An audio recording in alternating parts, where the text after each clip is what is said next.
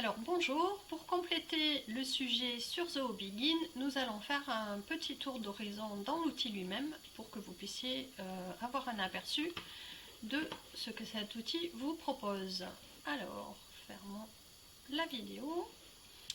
Donc dans ZooBegin, vous avez une série de modules qui sont présentés verticalement comme ceci et qui vont contenir en fait tous les éléments qui vont servir à votre gestion commerciale. Alors pour rappel, si vous aviez un petit doute, ZooBegin est un outil 100% cloud qui fonctionne par abonnement. Vous aurez donc un compte dédié à chaque utilisateur pour lequel votre login et votre email, et ensuite vous choisissez votre mot de passe, ce qui vous permettra d'accéder depuis n'importe quelle connexion internet, et vous disposez aussi d'une application mobile, ce qui vous permet de travailler depuis votre smartphone. Donc ces onglets disponibles dans Begin, ça va être les pipelines, donc on peut en avoir plusieurs dans ZooBegin. C'est-à-dire que si vous avez différents modèles de vente, vous allez pouvoir créer des pipelines dédiés. Ou si vous avez deux services commerciaux qui travaillent différemment, un qui fait de la télévente avec des cycles de vente rapides et très peu d'étapes de négociation, vous allez pouvoir l'implémenter dans ZooBegin. Et si vous avez en parallèle un autre cycle de vente pour les plus gros comptes où vous avez des cycles de négociation un petit peu plus longs, et du coup des objectifs en termes de chiffre d'affaires totalement différents, vous allez pouvoir le gérer dans un pipeline séparé. Et vous voyez que par défaut, cette présentation de pipeline sous forme Kanban, elle est assez pratique et elle est visuelle, et vous avez également la possibilité de déplacer vos affaires, en fait de déplacer vos objets de statut en statut graphiquement sans avoir à ouvrir complètement l'entrée. On va quand même le faire pour que je vous montre comment ça se structure à l'intérieur. Donc les fiches Begin se ressemblent tout à peu près. Vous avez en haut l'intitulé en général, le gestionnaire de l'entrée, les informations sur le contact associé, des éléments un petit peu système avec notamment la dernière modification, et ici sous forme d'onglet les différents objets associés. Donc ici on est sur l'onglet activité qui vous permettrait de voir toutes les tâches, les rendez-vous ou les appels en cours, futur ou passé, puisque tout reste enregistré dans l'outil. Lorsque vous faites votre intégration email avec l'outil, vous avez également la visibilité ici de tous les emails associés à ce contact. Bien entendu, ça ne va pas remonter tous les emails présents dans votre boîte mail, ça va remonter simplement les emails associés à ce contact, ce qui vous permet de pouvoir consulter les échanges précédents avec le contact sans avoir à les rechercher dans votre boîte email. Donc dans cet onglet-là, email, vont venir également se stocker les emails que vous pourriez envoyer depuis ZooBegin. On fait ça en général sur la base de modèles qu'on aura créés au préalable, ces modèles étant des correspondances un petit peu récurrentes et répétitives. Les mettre en tant que modèle dans ZooBegin, ça vous permet de les envoyer soit manuellement, soit automatiquement, et donc de ne pas avoir à retaper en permanence vos contenus pour vos échanges de type suivi commercial ou administratif. Le bloc de notes vous permet d'aller saisir toutes les informations suite à vos échanges avec les clients ou vos informations en interne. D'ailleurs, si vous voulez taguer un collègue dans une entrée, il suffit de taper hâte et les premières lettres de son compte, et vous allez en fait lui adresser une notification pour qu'il puisse venir consulter cette note sur laquelle vous voulez l'impliquer. Et vous remarquez que c'est automatiquement redaté. Alors là je suis en anglais, mais bien sûr il y a l'interface qui peut se passer totalement en français. Je vais le faire tout à l'heure, comme ça on en profitera pour aller voir les paramètres personnels. Alors l'onglet timeline va vous permettre de voir tout ce qui s'est passé sur cette fiche, donc toutes les modifications, les ajouts, les suppressions qui ont été faites, que ça a été fait manuellement ou par une automatisation. Vous avez un onglet fichier qui va vous permettre d'aller rajouter tout type de pièces jointes, des images, du Word, du PDF, des fichiers audio, tout ce que vous voulez. L'onglet produit vous permet éventuellement de faire un lien entre cette affaire et un produit du module produit. L'intérêt de ça, c'est de pouvoir disposer de l'information sur chaque affaire, quel est le produit qui intéresse le contact, et depuis le module produit, de pouvoir consulter toutes les affaires liées. Puisqu'en fait, l'intérêt de ces liens entre modules, ça va être de pouvoir consulter la donnée depuis chaque module en fait et naviguer des produits aux affaires qui lui sont associés et des affaires au produit lui-même. Stage history, donc ça c'est historique des étapes. Donc au fur et à mesure des négociations avec votre contact, vous allez franchir les différentes étapes de votre pipeline commercial et vous voyez que cet onglet va permettre d'en assurer la complète traçabilité. Donc vous pourrez a posteriori analyser votre cycle de vente, retrouver à quel moment vous avez changé d'étape et cela va en fait tracer toutes les informations que vous pourriez changer lors de ces évolutions. Donc par exemple, si je change le montant pour 100, donc ces modifications, qu'elles soient à la hausse ou à la baisse, elles vont être tracées par le système grâce à cette option, ce qui va vous permettre en fait de retracer les différentes modifications tarifaires associées aux négociations.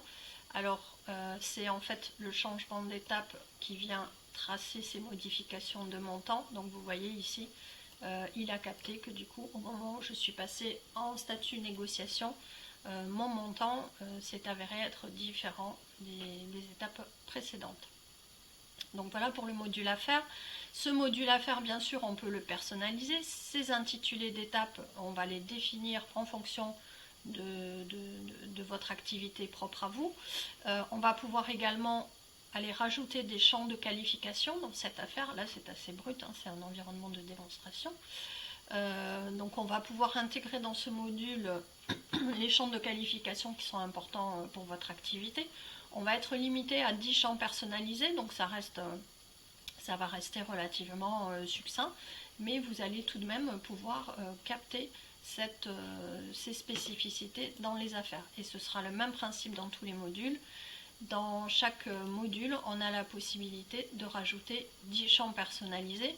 Donc là, par exemple, on a rajouté des éléments relatifs à la fonction. Si on voulait nuancer, par exemple, on pourrait avoir un intitulé de poste un petit peu normé, direction, management, équipe commerciale, équipe administrative, et ensuite une fonction plus détaillée qui, elle, va être en texte libre. Ça, c'est tout à fait quelque chose qu'on peut faire dans Begin. On peut rajouter des cases à cocher, des champs de date. Enfin, on a vraiment pas mal de choix en termes de modules de champs personnalisés. Et ça va permettre aussi donc d'adapter ces fiches contact et société. Donc là, je suis sur une fiche contact et je vois que si je clique sur le nom de la société, je bascule sur la fiche société qui va avoir, elle, ses propres champs personnalisés. Donc par exemple, le SIRET, je ne sais pas si j'ai... Non, ça va. Donc on peut aussi, dans les champs, définir le nombre de caractères qu'on autorise à l'intérieur. Donc je vous parlais des champs un petit peu normés. Par exemple, le secteur d'activité, c'est tout à fait quelque chose que l'on va chercher à normer, puisqu'en fait, tout champ normé va vous permettre par la suite de faire très facilement des filtres pour adresser différemment vos segments clients. Alors, au niveau des activités dont je vous parlais tout à l'heure, donc quand vous allez créer une activité depuis l'une de vos fiches, donc les activités que sont les appels, les rendez-vous ou les tâches, vous allez pouvoir le faire depuis n'importe quel objet dans Begin, depuis vos fiches société, vos fiches contact ou vos fiches affaires. Non seulement ça va créer un événement pour lequel vous pouvez avoir un rappel, mais aussi ça va aller le positionner dans l'agenda qui est associé à Begin, qui est connectable avec votre calendrier Outlook ou Google, de manière à ce que les disponibilités que vous pouvez consulter ici dans le calendrier visible depuis Begin soient vos disponibilités réelles, et ça va permettre d'éviter que votre planning soit désorganisé. Donc dernier menu, on n'a pas passé de temps sur produit parce que c'est vraiment pas un module majeur. Ça aura de l'intérêt, ce module produit, essentiellement si vous souhaitez connecter de la facturation. Sinon, on va dire que c'est essentiellement à titre informatif pour pouvoir être en mesure d'associer un produit aux affaires. Il y a aussi d'autres moyens de gérer cette notion. On peut dans les affaires avoir un champ personnalisé qui est un menu déroulant qui va nous permettre d'indiquer la catégorie de produit. Donc là, c'est moins précis que le produit, mais en fait, comme c'est pour un objectif commercial et marketing, indiquer la catégorie dans l'affaire est parfois suffisant. Donc le dernier onglet important dans Zoho Begin, c'est cet onglet qui va vous présenter des indicateurs. Donc des indicateurs d'activité sur vos tâches en cours, vos tâches potentiellement en retard, et tout ce qui se passe dans votre pipeline, donc des indicateurs chiffrés synthétiques ou des indicateurs graphiques, comme celui-ci qui me montre toutes mes affaires ouvertes par étape. On peut rajouter des éléments dans cette vue, ça va rester un reporting assez synthétique, assez simplifié, mais cela va tout de même vous permettre d'avoir des indicateurs assez pertinents sur votre activité. Si vous souhaitez avoir des analyses avancées, il faudra connecter un autre outil de l'écosystème Zoho qui s'appelle Zoho Analytics. Alors, je vous ai dit tout à l'heure qu'on irait voir dans les paramétrages. Donc les paramétrages dans Begin, ça se passe tout en haut à droite, à côté de votre petite icône de profil.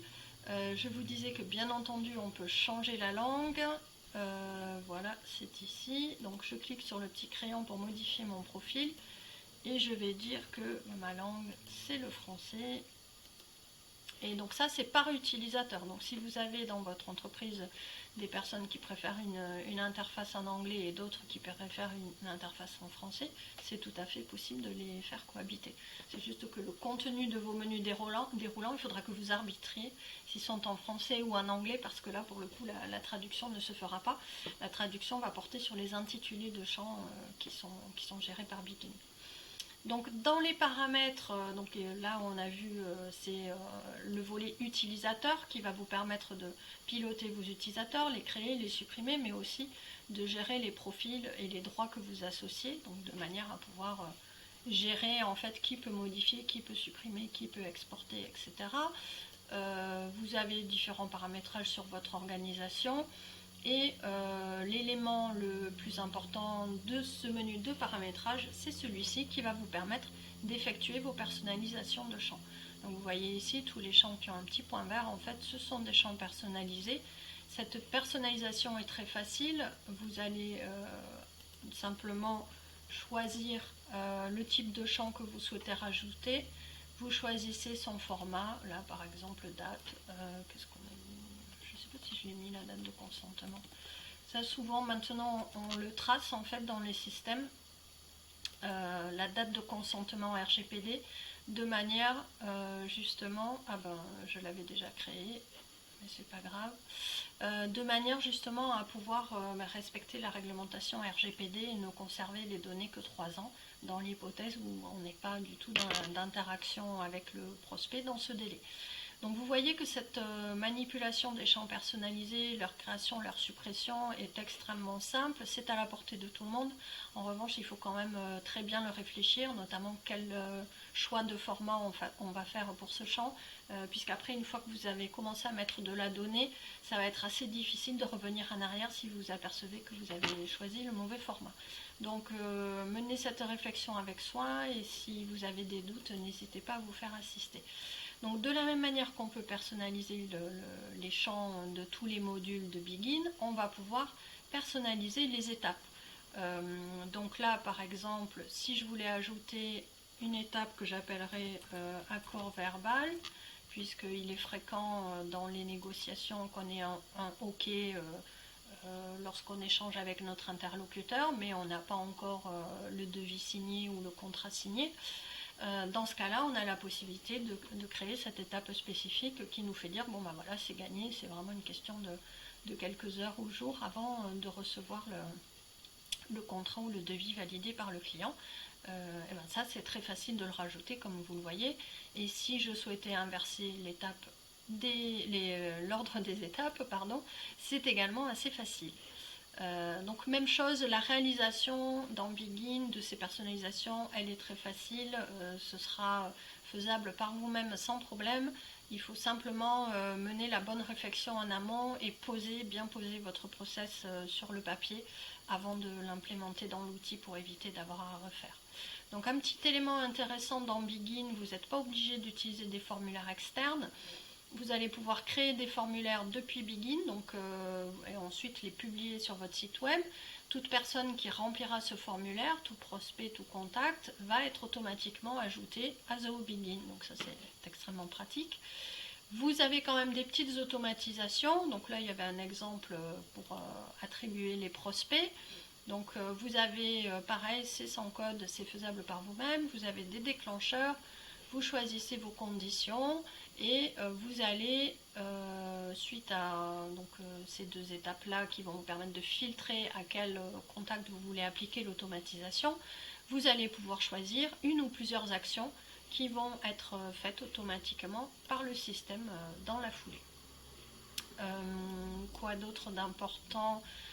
Donc vous avez des petits outils qui vous permettent de migrer assez facilement vers Begin. Pipedrive, c'est pas un hasard parce que Zoho Begin a vraiment un mode de fonctionnement assez similaire. HubSpot, c'est quand même un outil beaucoup plus élaboré, donc c'est pas normalement tout à fait les mêmes besoins.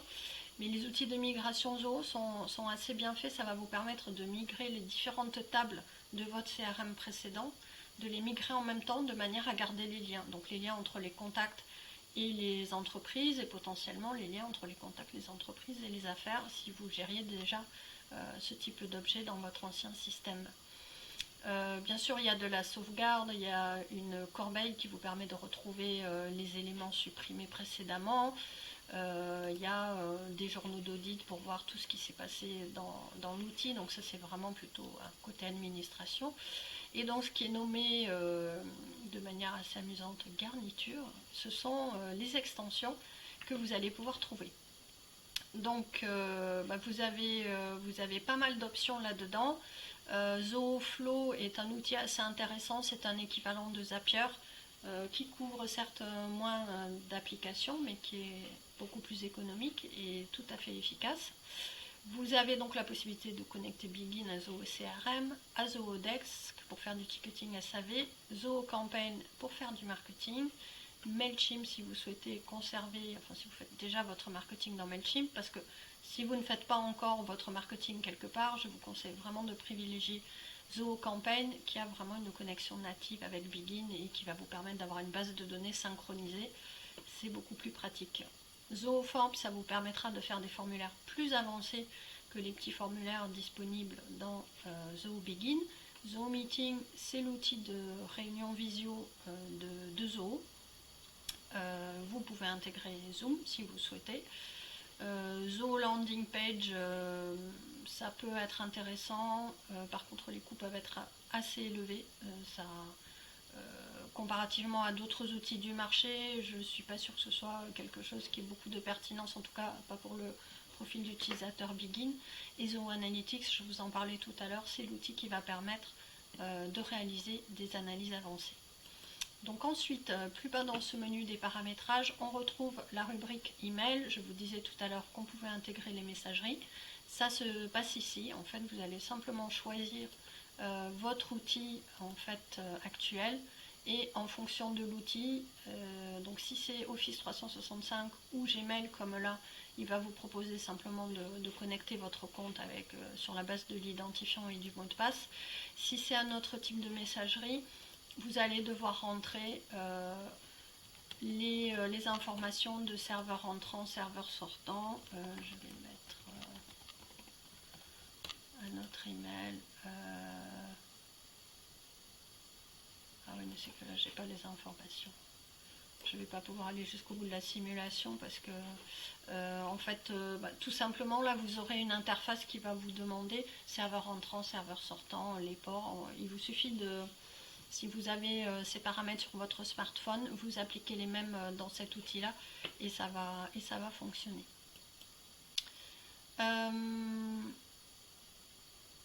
Ah oui, c'est vrai qu'il y a une connexion WhatsApp maintenant, c'est assez récent.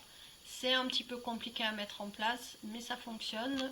Ça vous permet en fait de connecter un numéro de téléphone WhatsApp. Ça existe aussi en connexion avec Zoho CRM, de manière à pouvoir échanger par message instantané avec vos prospects et contacts. Donc depuis le PC, depuis Zoho CRM, et de garder l'historique de ces messages.